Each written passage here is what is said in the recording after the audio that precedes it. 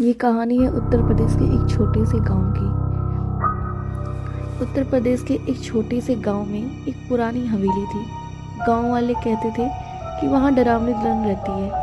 लोग बताते थे कि कई साल पहले उस हवेली में एक दुल्हन की शादी हुई थी, लेकिन शादी की रात ही उसके साथ कुछ ऐसा हुआ कि उसकी आत्मा वह भटकने लगी। एक दिन शहर से आया अर्जुन नाम का लड़का उस गांव में रहने लगा। उसे भूत प्रेत की बातों पर विश्वास नहीं था।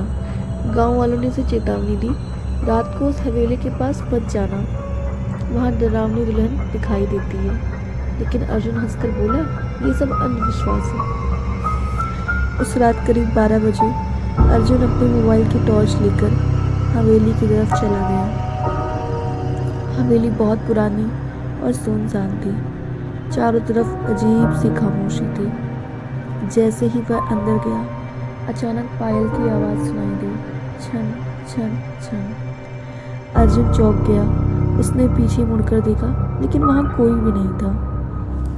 थोड़ी देर बाद हवेली के लंबे गलियारे में उसे लाल जोड़े में एक दुल्हन खड़ी दिखाई दी। उसका चेहरा घूंघट से ढका हुआ था। अर्जुन ने हिम्मत करके पूछा, तुम कौन हो? दुल्हन ने धीरे धीरे अपना घूंघट उठाया। उसका चेहरा बहुत डरावना और पीला था। आंखें लाल थी और होठों पर अजीब सी मुस्कान। वह धीमी आवाज में बोली, मैं इस हवेली की दुल्हन हूँ, जिसने अपनी शादी की रात अपने दूल्हे का इंतजार करते करते दम तोड़ दिया। अचानक हवेली के सारे दरवाजे धड़ाम से बंद हो गए।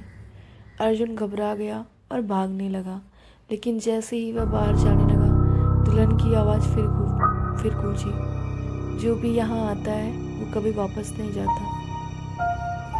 अर्जुन पीछे मुड़ा, लेकिन इस बार दुल्हन उसके बिल्कुल सामने खड़ी थी। अगली सुबह गांव वालों ने देखा कि हवेली का दरवाजा खुला हुआ है, लेकिन अर्जुन